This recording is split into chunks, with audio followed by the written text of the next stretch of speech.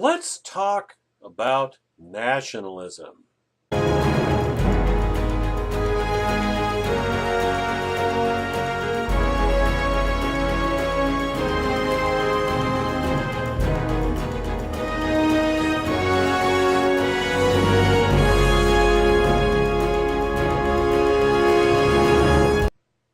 You see, there are many kinds of nationalism.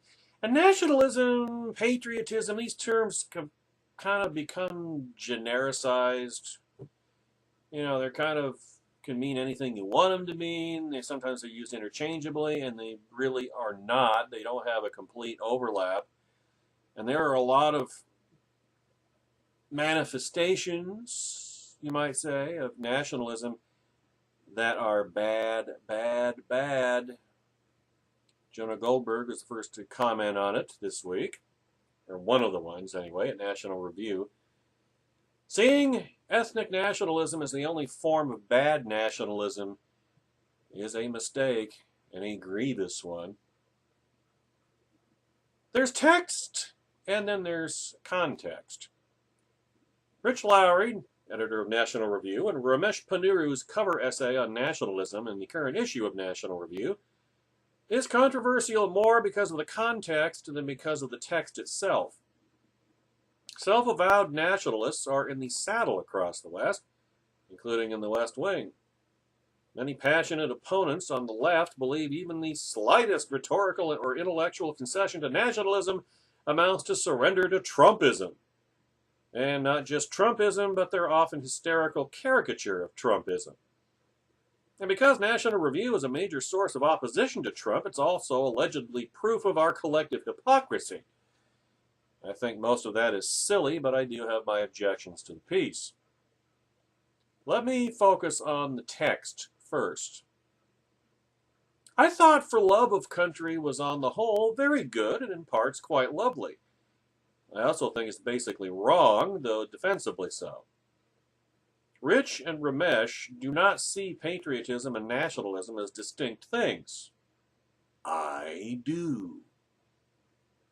And so did Bill Buckley, who famously, thanks to Jay Nordlinger, said, "I'm as patriotic as anyone from sea to shining sea, but there's not a molecule of nationalism in me." The historian John Lukács also saw a distinction, albeit a complicated one, between patriotism and nationalism. It was from him I learned that Hitler said he was a nationalist, but not a patriot. Walter Burns, in his wonderful book, Making Patriots, argued that no one is born a patriot. They are made. I would add that everyone is born a nationalist to one extent or another. That's because nationalism isn't so much a doctrine, though many have tried to turn it into one, but an emotional or psychological state. In short, it is a passion, and one very closely related to populism, which you can start seeing how it can be dangerous. So even before the rise of the Westphalian system, which kind of sort of created nation states, there were nationalists in the sense that there have always been tribalists. Tribalism is natural. Patriotism takes work. Definitions get messy because, for the average American, nationalism and patriotism are mixed together. They get messier still because many intellectuals use terms such as civic nationalism to describe patriotism and ethnic nationalism to describe the blood and soil variety. As Rich and Ramesh note, John Fonte distinguishes between authoritarian nationalism, aka Trumpism, and democratic small d nationalism. Rich and Ramesh fall pretty obviously into the camp that differentiates civic nationalism from ethnic nationalism or authoritarian nationalism. For what it's worth, I think ethnic nationalism is obviously a very real thing, see Hitler, Adolf. But I also think seeing ethnic nationalism as the only form of bad nationalism is obviously a mistake. Not all nationalisms are necessarily racial or ethnic. Fascist Italy was quite obviously nationalist, but its nationalism wasn't particularly rooted in any of the biological pseudoscience of Nazi Germany. That's why I compare Trump more to Benito Mussolini than I do Adolf Hitler. I would argue that the Soviet Union was nationalist when it was convenient, as in during the Second World War, which Stalin referred to as the Great Patriotic War for Mother Russia! And after, but it was also a great multi-ethnic empire. The new nationalism of, say, Richard Ely had eugenic attributes to it, because Ely was, after all, a leading progressive racist. But it didn't speak with any of the romantic poetry of 1800s Germany. In short, nationalism is complicated. This is what Trumplicans don't want to hear. They don't want to hear that, you know what, life is complicated. Nothing is necessarily cut and dried, black and white, can be put on a bumper sticker, make America great again, MAGA! Life doesn't work that way. And so, such is the case, so it is with nationalism. Nationalism is complicated. I agree entirely, and have written and said as much on many previous occasions, that a little nationalism can be a healthy thing. It thickens the stew of civil society and allows individuals and institutions to bond together in important ways. Without some pre-rational passion for one's own country, it would be impossible to make patriots. Rich and Ramesh make a similar point. Quote, "Indeed, the vast majority of expressions of American patriotism, the flag, the national anthem, statues, shrines, and coinage honoring national heroes, military parades, ceremonies for those fallen in the nation's wars, etc., are replicated in every other country of the world. This is all the stuff of nationalism, both abroad and here at home." Close quote. But this is at the same time both entirely right and fundamentally misleading. It leaves out what the flag represents. It glides over the fact that the national anthem sanctifies the land of the free. Our shrines are to patriots who upheld very specific American ideals. Our statutes, the soldiers commemorate heroes who died for something our statues, the soldiers commemorate heroes who died for something very different from what other warriors have fought and died for millennia. Every one of them, immigrants included, took an oath to defend not just some soil, but our Constitution, and by extension, the ideals of the founding.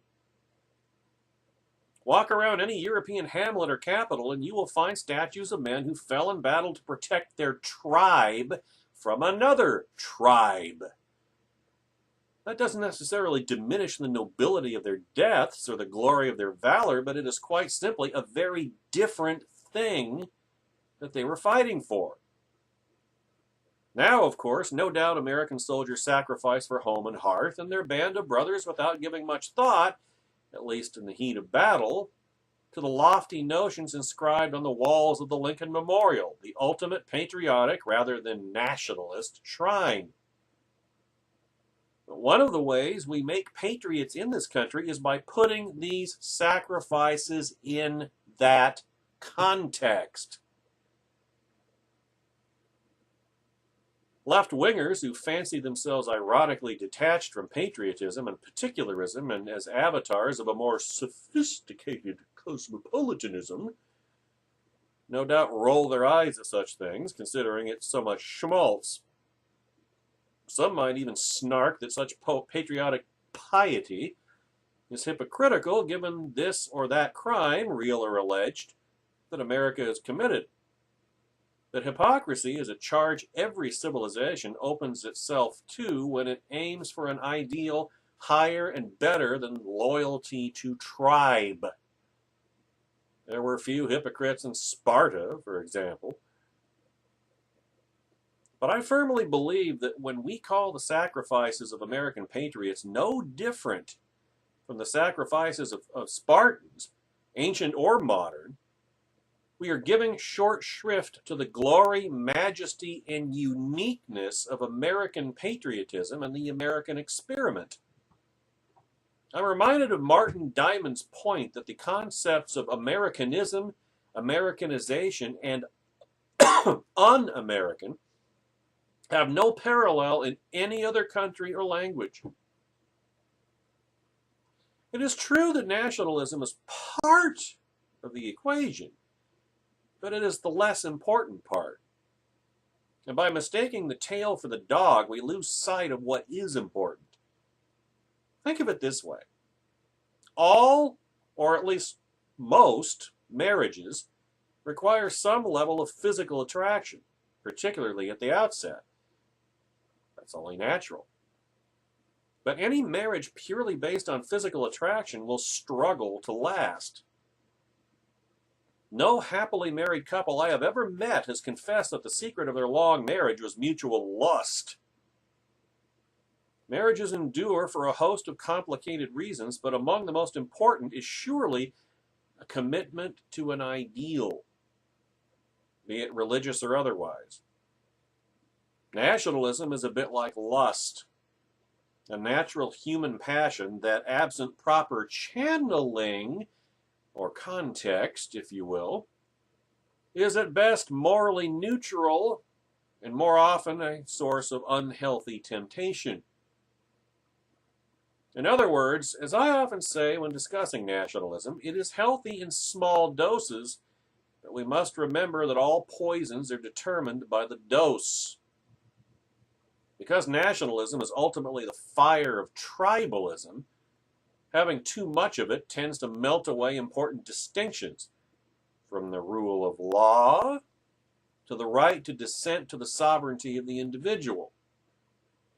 This is why every example of unfettered nationalism run amok ends up looking very much like socialism run amok.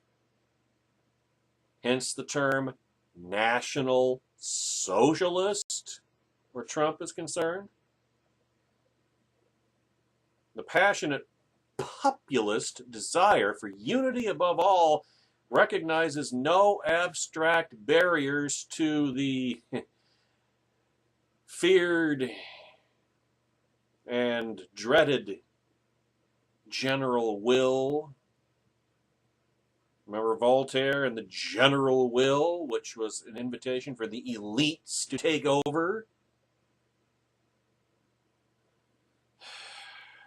Tytler's cycle. This is the point Rich and Ramesh are getting at when they write, quote, nationalism should be tempered by a modesty about the power of government, lest an aggrandizing state wedded to a swollen nationalism, hello Donald Trump, run out of control, by religion, which keeps the nation from becoming the first allegiance, and by a respect for other nations that undergirds a cooperative international order, close quote. And I agree with that. But what they've ultimately done is define away the problem. If that's all people mean when they say they're nationalists, well, fine. I may grumble over terminology, but really, where's the harm? And that brings me to the context. Rich and Ramesh chose to defend nationalism at a moment when self-described nationalists at home and abroad are calling into question a host of small d democratic norms, though more abroad than at home, at least for now. Donald Trump talks a great deal about nationalism, but precious little about liberty and the Constitution. His contempt for American exceptionalism seems rooted in the belief that our ideals get in the way of our being a serious country. His chief ideologist of National Socialism, Steve Bannon, has in the past made common cause with people who quite passionately admire ethno-nationalism. In a normal time, I would still have the above disagreements and a few others that were not discussed here, with Rich and Ramesh, but they would be entirely academic. But this is not a normal time. And the decision to slap a coat of paint over the term nationalism becomes difficult not to interpret as a whitewash. The intent is to educate Donald Trump about what nationalism, rightly understood, is. I wish them luck, but I won't get my hopes up.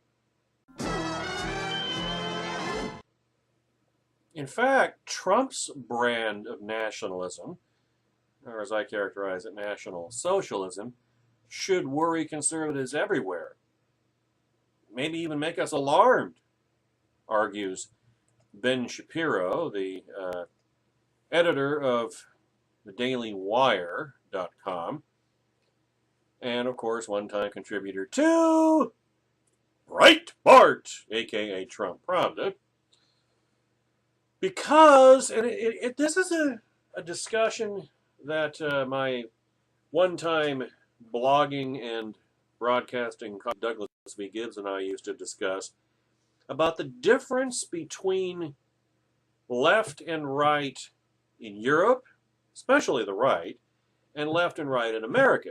In the United States, left and right is a function of the size and intrusiveness of government.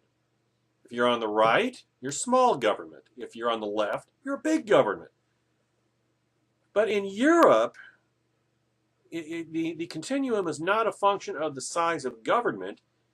It's about what type of socialist you are. If you're on the left, you're Marxian socialist, internationalist socialist. Whereas if you're on the right, you're National Socialist. In other words, in Europe, right and left are both big government. They're both socialist, in effect. It's just where the emphasis is. You're internationalist or you're nationalist. And what Donald Trump has done, what the fundamental transformation of the Republican Party amounts to, as it's actually unfolded with the election of Donald Trump as the 45th President of the United States, is that he has brought European-style National Socialism to the United States under the rubric of the Republican Party, which is why I refer to it as the Republican Party, and why it left me and it decided to chase after Donald Trump. And it should be a concern. It should be a worry for all true constitutional conservatives. Conservatives as defined here, not in Europe. It is indeed an awkward time for conservatives. It's not awkward on policy grounds, for the most part, so far, as Donald Trump's policies have matched the preferences of conservatives far more than most, including me, predicted. It's awkward because those policies are being put into action by a man who sees nationalism as the core of his platform. And his version of nationalism has nothing whatsoever to do with the Declaration of Independence or the United States Constitution.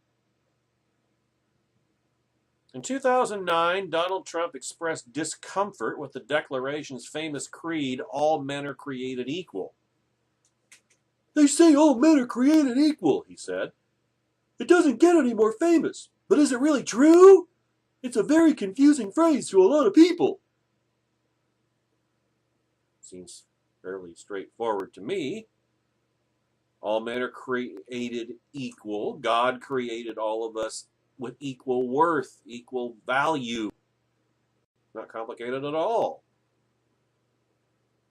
In 2015, Trump disowned the phrase American exceptionalism. More on that in the next segment. "I've never liked the expression," he explained. "When I take back the jobs, when I take back all that money and we get all our stuff, I'm not going to rub it in. Let's not rub it in. Let's not rub it in. But I never liked that term." This week, Trump proved yet again that he does not understand what it is that makes America great. Asked by Bill O'Reilly about Vladimir Putin's horrifically violent and thuggish record, Trump immediately responded, coming to his main man's rescue in defense. Boy, you think our country's so innocent? You think our country's so innocent? Take a look at what we've done too. He then characterized the United States government as one replete with murderers.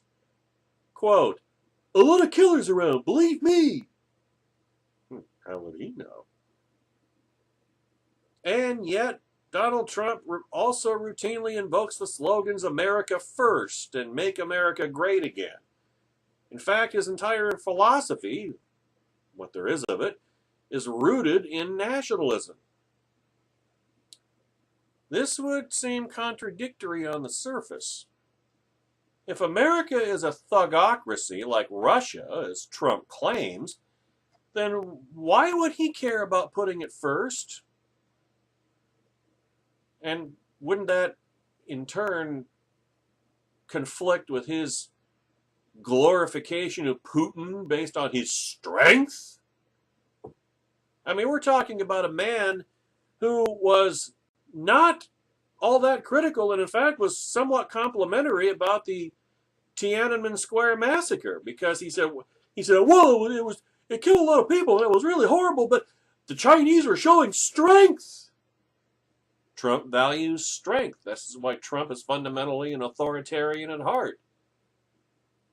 So if he doesn't have a problem with Putin being a thug, then why is it a criticism of America to suggest that America is just like Russia? Isn't the whole point, isn't Trump's whole point that America is not enough like Russia? But then he turns around and says, but Russia isn't what I've already said in the past that I value. Strength! Donald Trump's a very confused man. Which is what happens when you don't think more than 3 inches deep on anything. And if it doesn't fit into a tweet, then it's too much for him. So this would seem contradictory on the surface. If America is a thugocracy like Russia, as Trump claims, then why would he care about putting it first? Why would he want to make our country great again if its founding ideal is confusing and untrue? Again, that one paragraph is more thought than Donald Trump has ever put into it in his entire mangy, misbegotten, worm-eaten, egg-sucking life. Because Trump's definition of nationalism is not the conservative definition of nationalism. That's why. Conservatives love America because we believe it is a nation founded on an idea, which is what separates America from every other country that has ever existed on this planet. Hence the term American exceptionalism, you say. Our interests ought to prevail because our principles ought to prevail. Yeah, principles. Remember those things, Trumplicans, the ones he threw overboard to chase after Donald Trump? Our principles ought to prevail. Limited government, which Trump opposes. Individual liberty, which Trump opposes. God-given natural rights, which Trump could care less about, aside from anybody trying to take his rights away from him. Localism in politics, which gets in the way of the personality cult. Religious freedom, freedom of speech, of which Donald Trump is not much of a fan. And don't forget, on religious freedom, remember, he retained Barack Obama's bake the cake or else executive order on LGBTQ rights and protections and whatever. And the freedom of the press, he wants to shut down the press. He's said so. And so on and so on and so on. If America ceased to believe those things or stand for them, we would not deserve to win. Make America great again would then ring hollow with the same blood and soil nationalistic violence of the old world that we were supposed to have left behind almost 2.5 centuries ago.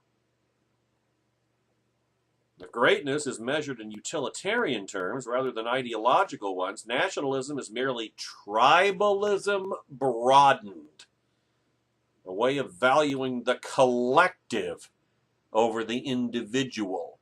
Again, in European terms, both sides, right and left, are socialist. It's just where the emphasis is. Is it National Socialist or International Socialist? National, fascist or communist? But it's all socialist. Trump's vision of American greatness doesn't lie in ideas because Donald Trump is a 3-watt bulb. What does Trump believe make America great? Success! We don't win anymore, he constantly whines on the campaign trail.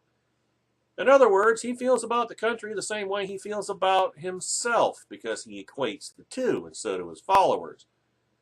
Measuring its greatness in crowd sizes and airplane sizes and penis size, the height of towers, which is a phallic symbol, and the breadth of walls. That should be thickness. Sorry. And herein lies the conflict for conservatives, and with conservatives. How do we bridge the gap between Trumpism and conservatism? In their opus on the subject, Rich Lowry and Ramesh Ponnuru struggle with a conundrum but don't quite come up with an answer. They rightly rail against knee-jerk reaction of nationalism as a concept, but then they define a sort of synthesized benign nationalism they believe can both sides of the Trumpism-conservatism divide to the table. Quote, loyalty to one's country, allegiance and gratitude to it. In this sense, attaches to the country's people and culture, not just to its political institutions and laws. Such nationalism includes solidarity with one's countrymen, whose welfare comes before, albeit to the complete exclusion of, that of foreigners. When this nationalism finds political expression, it supports a federal government that is jealous of its sovereignty, forthright and unapologetic about advancing its people's interests, and mindful of the need for national cohesion. Close quote. Lowry and Ponnuru admit that this is the stuff of nationalism, both abroad and here at home, which should prompt a simple question. What exactly makes it so benign? Oh, sure, it doesn't have to be malignant, but it's not necessary to violate Godwin's law to show that it can be. Mussolini, as aforementioned, talked constantly of attachment to people and culture, and the solidarity of all Italians and their Roman heritage, a jealous, centralized government supposedly determined to advance the national interest and deeply concerned with popular cohesion. Was that benign? Rich and Ramesh do admit the need for an ideological basis for nationalism, calling America a nation with an idea, but then add, quote, important as these ideas are, American nationalism is not merely about them. A flyover or July 4th fireworks display is not creedal. But this confuses the emotions of nationalism, and remember, populism is all about emotion and nothing else, with the definition of nationalism. Emotions are crude things, powerful but vague by design. It requires ideology to properly channel them. Turning nationalistic emotion into a defining purpose, which is what Trumpism is all about, rather than an animating drive to be utilized for the propagation of liberty, runs the risk of turning nationalism into tribalism. And once nationalism is tribalism, the question becomes why America should remain one nation rather than many. My connection to my local community is stronger than my connection to bureaucrats in Washington, D.C. My connection with those who share my faith and my ideas is stronger than my connection with somebody living 2,000 miles away in an area I've never visited. It's not a coincidence that 60% of Trumpian nationalists in Texas were willing to secede from the country if Hillary Clinton became president, and 48% of California Democrats are willing to secede from the country now that Trump is president. Tribalism run amok, in other words. Nothing holds us together once we rule out idea-based nationalism in favor of blood and soil-based nationalism. And make no mistake, it is a choice. The two forms of nationalism cannot be synthesized. One form must have primacy. One form or the other will prevail. Rich and Ramesh described Trump's nationalism as an enriched understanding of what it means to be an American, citing his belief that we are both consumers and workers, that CEOs are citizens with obligations to their countrymen.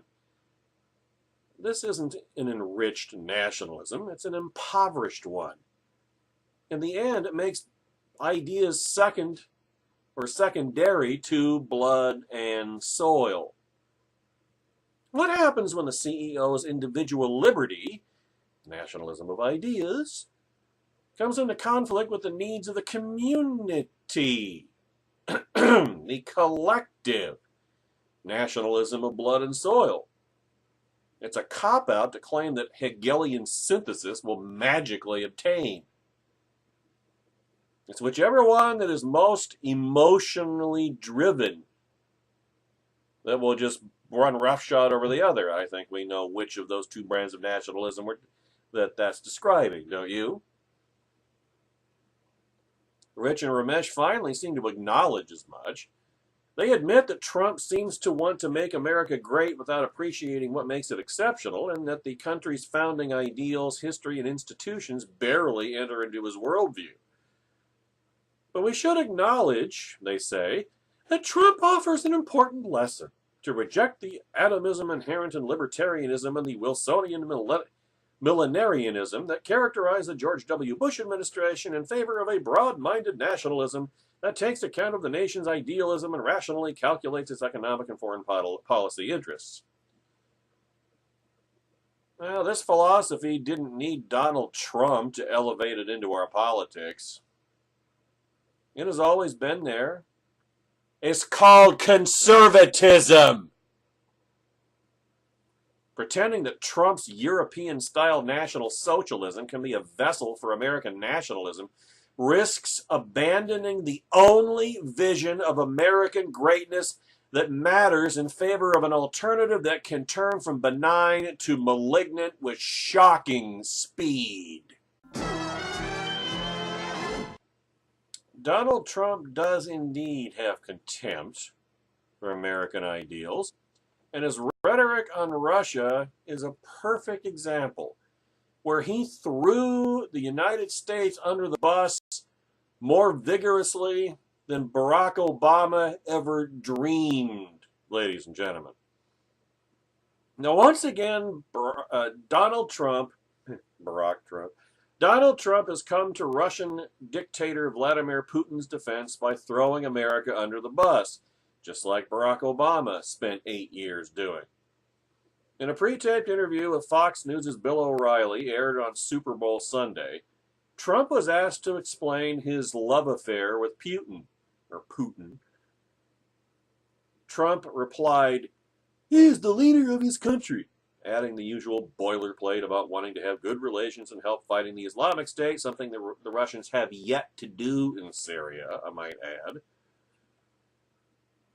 O'Reilly interjected, "Putin's a killer," which he is. KGB, hello.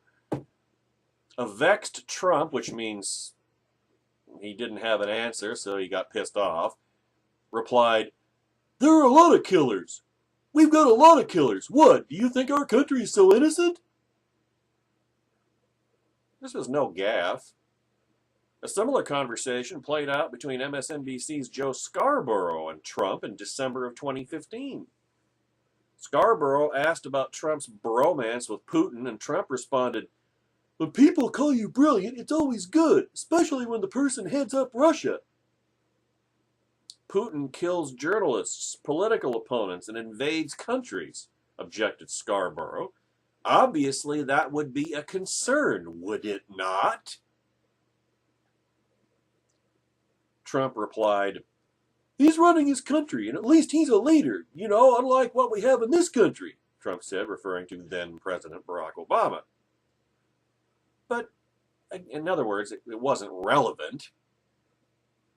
Trump's reply was not relevant or even germane to the topic of discussion, but Scarborough persisted and said, but again, Putin kills journalists that don't agree with him.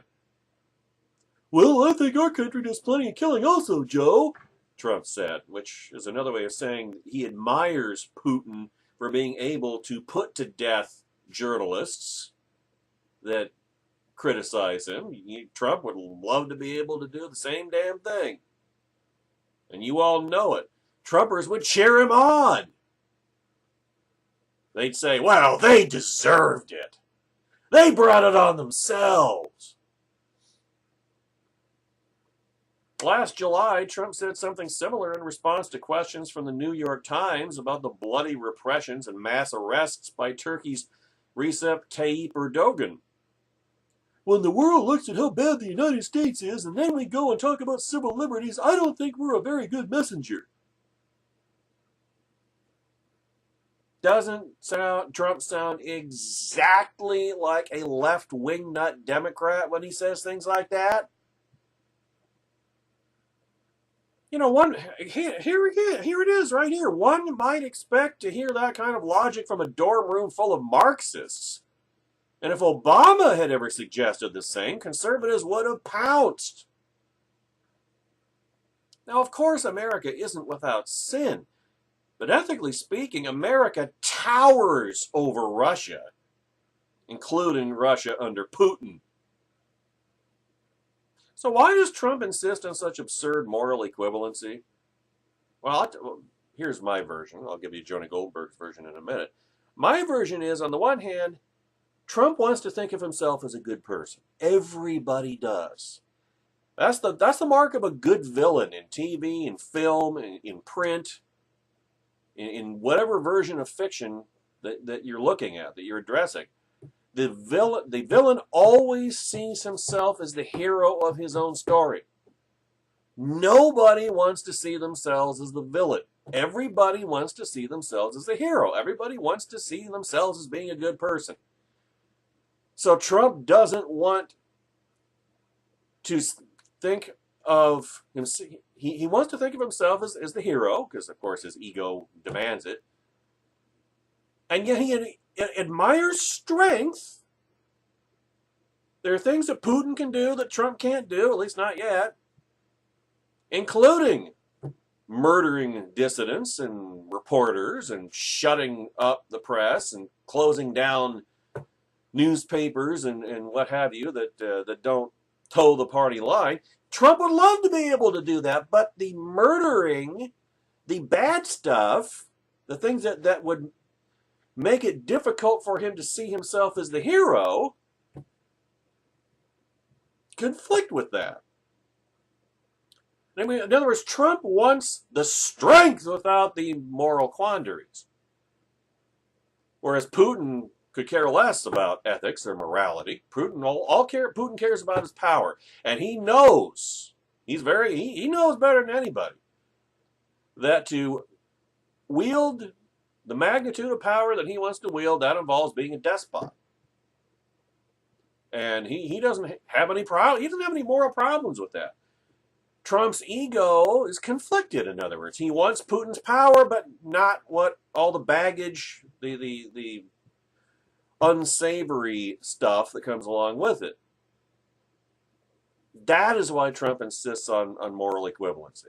And how it manifests itself is that he says, well, if you point out the truth that Putin is a murderous dictator and despot, and Trump at the same time simultaneously acknowledges it and is repulsed by it, but yet admires the strength and power that Putin wields.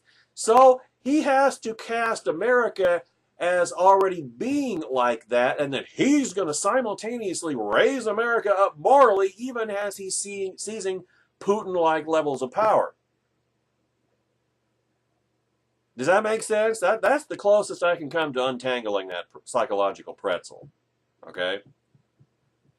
Now, setting aside the left's Manchurian candidate theory, here's one distressing possibility that Jonah Goldberg suggests. Trump doesn't recognize the difference between U.S. and Russian or Turkish governance. I like my explanation better, but we'll go into Mr. Goldberg's here. Here's another suggestion, theory. Trump thinks that autocratic behavior is absolutely fine. That's closer to what I said. In the summer of 2015, Trump explained that to a Tea Party audience that he doesn't like talk of American exceptionalism, in part because he finds it insulting to other countries. Sounds like an Obama-esque apology tour, doesn't it? But also because it encourages them to eat our lunch. Remember Obama, what Obama once said about American exceptionalism? Oh, I believe in American exceptionalism, and I believe that the Greeks believe in Greek exceptionalism, and the British believe in British exceptionalism, and the French believe in French exceptionalism, and so on and so forth.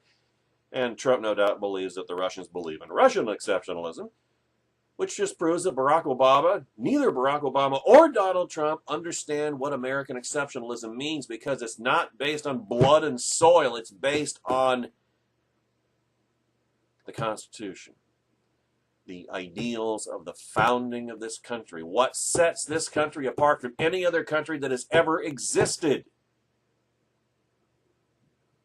That's what makes us exceptional. If not for the ideas of our founding, how are we different from any other country?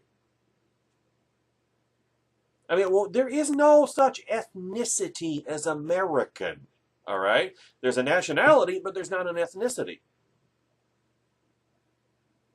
You know, just take a semi-representative sample, demographically speaking, of 100 Americans. Are they necessarily going to look like each other? I bet they won't. What does that tell you? There's no American ethnicity. What is American culture? Well, predominantly Judeo-Christian, or at least it used to be. But it's the ideas that were based on that Judeo-Christian culture. The ideals of the founding come out of Judeo-Christianity, you say. That's what makes America exceptional.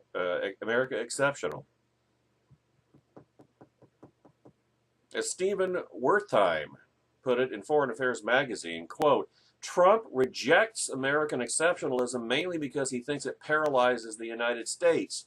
It prevents the country from playing to win.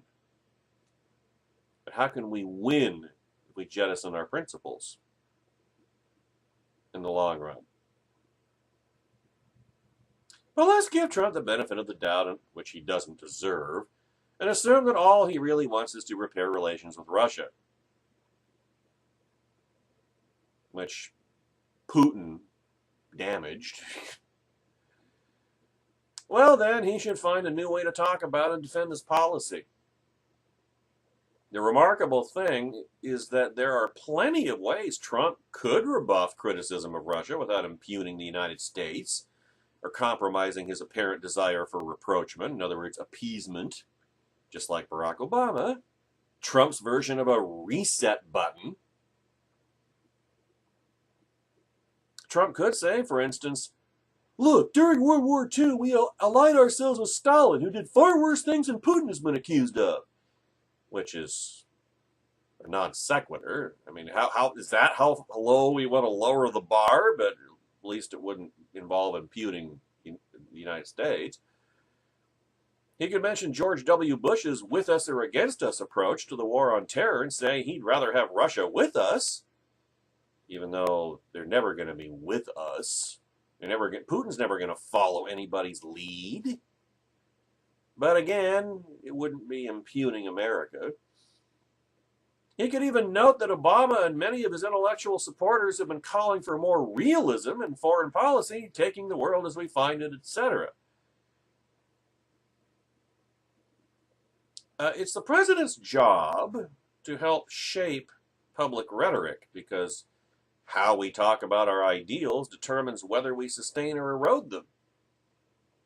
Or, as the late literary critic Wayne Booth put it, rhetoric is the art of probing what men believe they ought to believe. To listen to Trump, Americans should believe a number of dismaying things.